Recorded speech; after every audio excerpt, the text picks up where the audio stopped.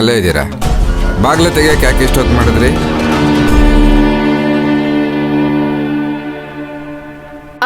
ಅದು ರೀ, ಖಾರದ ಪುಡಿನ ಡಬ್ಬಿಗೆ ತುಂಬ್ತಿದ್ದೆ. ಸಡನ್ ಆಗಿ ಬಾಗಿಲು ತೆಗೆದ್ರೆ ಘಾಟ್ ಆಗುತ್ತೆ ಅಂತ ಬಾಗ್ಲು ಹಾಕಿದ್ದೆ. ಅದಕ್ಕೆ ಬಾಗಿಲು ತೆಗಿಯೋಕೆ ಲೇಟ್ ಆಯ್ತು. ಹೌದಾ, ಸರಿ. ಸಪ್ತಮಿಯಲ್ಲಿ ಊಟ ಮಾಡದ್ಲ ಅವಳು?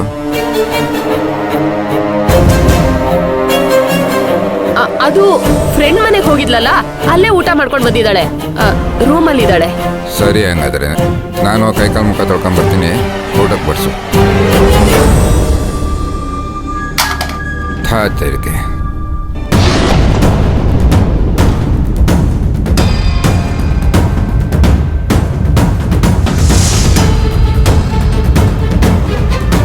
ಇರಿ ನಮು, ಏನ್ ನೋಡ್ತಾ ನಿಂತಿದ್ಯಾ? ಅಪ್ಪನ್ ಫೋನ್ ತೆಕ್ಕೊಡು. ಏಯ್, ಅವಳ ಮೇಲೆ ಯಾಕೆ ರೇಗ್ತೀಯ? ನಾನೇ ತಗೋತೀನಿ ರೀ.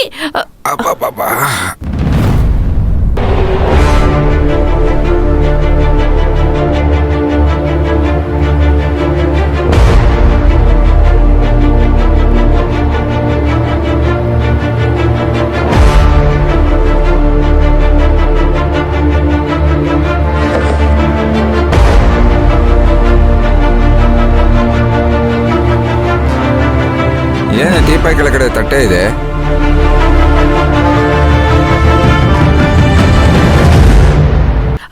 ಅದು ನಾನು ಊಟ ಮಾಡ್ತಿದ್ದೆ, ಸಾಕು ಅಂತ ಅನ್ನಿಸ್ತು, ನಾಯಿಗೆ ಹಾಕೋಣ ಅಂತ ಕೆಳಗಿಟ್ಟಿದ್ದೆ.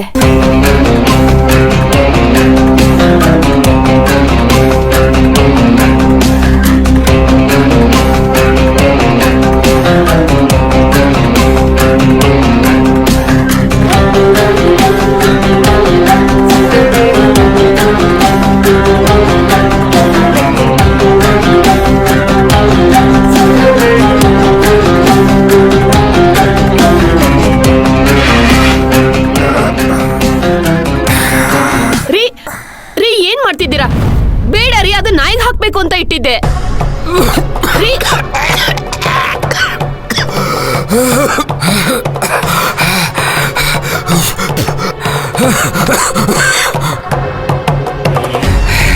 ಏ ಬಾಮ, ನೀನು ಅನ್ನ ಏನಾರ ನಾಯಿಗೆ ಹಾಕ್ಬಿಟ್ರೆ ನಾಯಿ ಅಲ್ಲೇ ರಕ್ತ ಕಕ್ಕಂಡು ಸುತ್ತೋಗ್ಬಿಡುತ್ತೆ. ಬಾಬಾ ಬಾಬಾ ಬಾ, ಅಷ್ಟು ಖಾರ ಇದೆಯಲ್ಲ. ಮರ್ಯಾದೆಯಿಂದ ನಿಜ ಹೇಳೋ, ಈ ಊಟ ಯಾರಿಗೆ ತಿನ್ನ ಕೊಟ್ಟಿದ್ದೆ? ನಿನ್ನೆ ಕೇಳ್ತಾ ಇರೋದು. ಈಗ ಅಪ್ಪ ಅಪ್ಪ ನಾನು ಹೇಳ್ತೀನಪ್ಪ.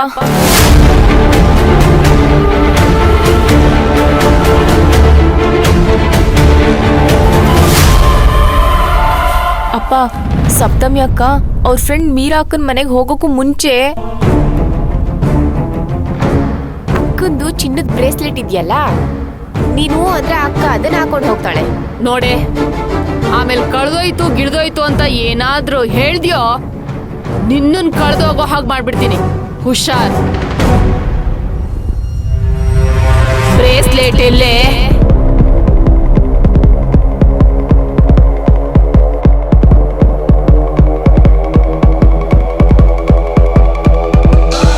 ತಗೊಳ್ಳೆ, ತಿನ್ನೆ.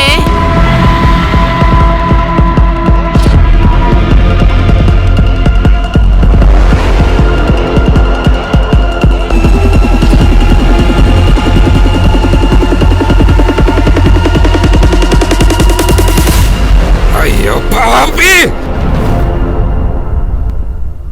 ಕೊಲೆಗಡಕಿ, ನಿಂಗೊಂದು ಸ್ವಲ್ಪ ದಯ ಕರುಣೆ ಅನ್ನೋದು ಅಲ್ವೇನೆ?